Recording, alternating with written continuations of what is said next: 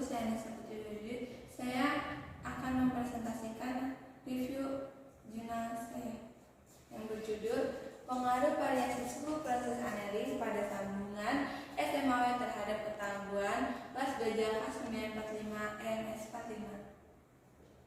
Penulisnya itu Dedi Hermawan. Dari definisi baja K945 MS45 itu sendiri, baja pabrikan bohler yang distribusikan pengkodean K945 MS45 sendiri merupakan pengkodean untuk mempermudah dalam pemilihan baja. Arti pengkodean tersebut adalah K untuk kode word constant, 9 untuk baja karbon, 45 untuk kandungan karbon yang terdapat dalam material adalah 0,45%, E untuk engineering, M untuk melt, S-nya untuk steel. Baja K945 MS45 merupakan golongan baja karbon tinggi dikarenakan dalam baja K945 MS45 terdapat kandungan baja. K945 MS45 merupakan golongan baja karbon tinggi dikarenakan di dalam baja K945 MS45 terdapat kandungan karbon 0,45%.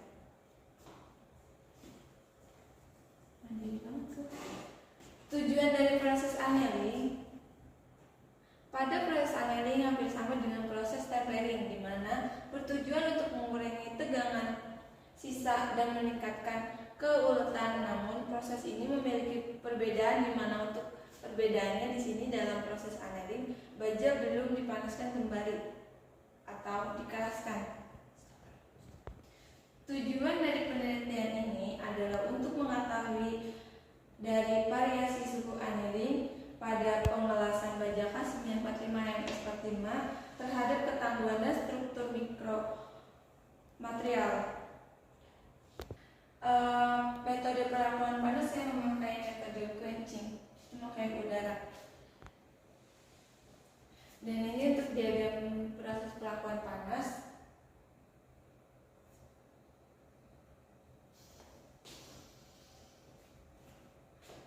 Variabel penelitian ini variasi ketangguhan las baja K945 MS, lalu pengambilan data primer itu dari pengujian impact dan uji struktur mikro, dan pengujian tahap awal pengujian ketangguhan dan struktur mikromaterial baja K945 MS45. Buat cara pengujiannya itu, buat satu, menyiapkan spesimen sebanyak 16 buah dengan perincian tiap perlakuan variasi suhu masing-masing 4 buah. Suhu PWHT 5000 Celsius ada 4 buah. Suhu PWHT 6000 Celsius ada 4 buah. Suhu PWHT 7000 Celsius ada 4 buah, dan tanpa PWHT ada 4 buah. Menyiapkan pula spesimen untuk mikro sebanyak 4 buah dengan perincian sama. Jadi total spesimen yang dibutuhkan dalam proses anil ada 20 buah.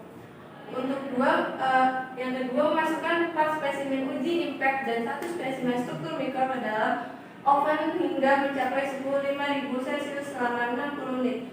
Setelah itu didinginkan sampai suhu kamar menggunakan oven yang dilakukan di dalam oven agar temperatur pendingin dapat terjaga. Yang ketiga, memulai pekerjaan yang sama untuk suhu 6000 Celsius dan 700 Celsius selama 60 menit.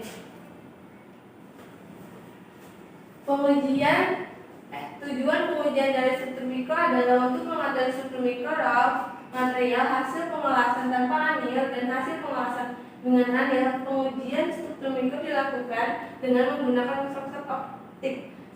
Spesimen uji yang menjadi objek dari penelitian ini adalah spesimen uji jenis ASTM E8. Pengujian impact bertujuan untuk mengukur harga ketangguhan suatu material uji. Dari pelaksanaan pengujian impact dapat diperoleh grafik ketangguhan impact. Dari grafik ini dapat dilihat jenis-jenis perpatahan pada spesimen uji ASTM E23. Jadi untuk teknik pengumpulan datanya itu Menggunakan metode pengumpulan data dalam penelitian ini adalah dengan metode dokumentasi, observasi, eksperimen langsung, yaitu metode pengumpulan data penelitian yang dengan sengaja dan secara sistematis mengadakan perlakuan atau tindakan pengamatan terhadap suatu variabel, dan eksperimen yaitu mencari hubungan sebab akibat antara dua faktor atau lebih yang sengaja dimunculkan dalam setiap perbukuan. Pengambilan data yang dilakukan adalah dengan meneliti atau mengukur sifat fisik dan mekanis material dengan pengelasan SMAW menggunakan perlakuan panas pHT anilin pada suhu kritis terendah dengan menggunakan suhu 5000 derajat Celcius, 6000 Celcius, dan 7000 Celcius pada waktu 60 menit yang kemudian sebagai kelompok eksperimen, sedangkan kelompok kontrol adalah objek penelitian raw material dengan pengelasan tanpa perlakuan pHT anilin.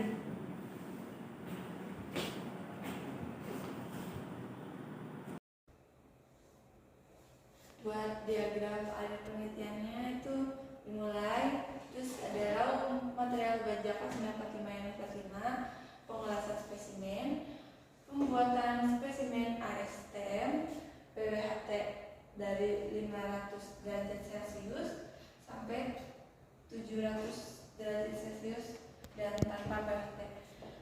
Untuk ujinya ada dua, yaitu pertama uji impact, 2 fotomikro. Terus ada pembahasan, kesimpulan, selesai. Mungkin dari kesimpulan saya, berdasarkan hasil penelitian dan analisa dalam penelitian ini dapat disimpulkan sebagai 1. Adanya proses pengaruh suhu anilin menyebabkan naiknya ketangguhan pada baja K945-5 ditandai dengan patahan yang terjadi di daerah las pada spesimen pHT anilin penampang patah berserat. Sementara itu, spesimen tanpa pHT anilin patah yang terjadi di daerah las penampang patah granular. Dalam proses anilin ini, semakin tinggi suhu yang digunakan menyebabkan nilai ketangguhan semakin naik dan nilai kekerasannya semakin menurun.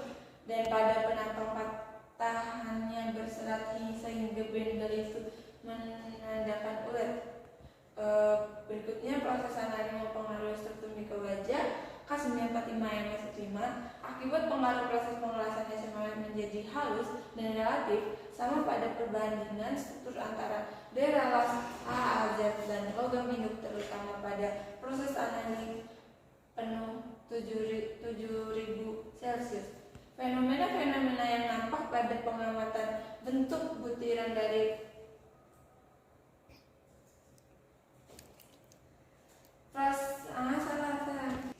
Fenomena-fenomena yang nampak pada pengamatan struktur mikro menunjukkan bahwa semakin tinggi temperatur pemanasan, maka bentuk butiran dari sferit dan perlit semakin membesar dan halus. Semakin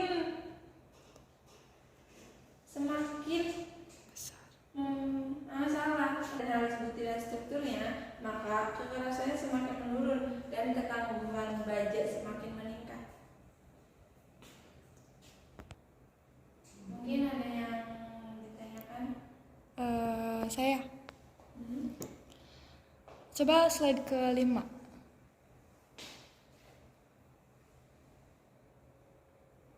Nah, ya. Apa yang dimaksud dengan pengujian impact?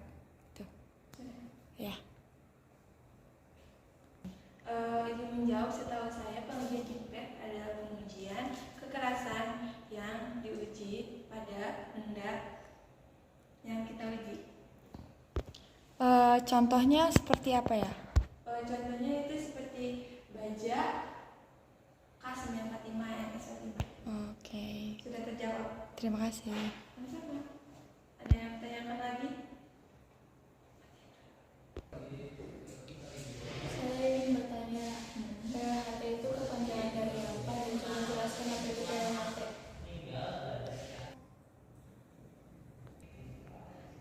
Izin jawab ya.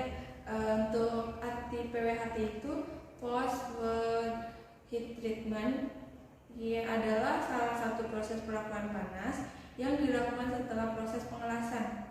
Udah itu. Baik, terima kasih atas jawabannya. Sama-sama.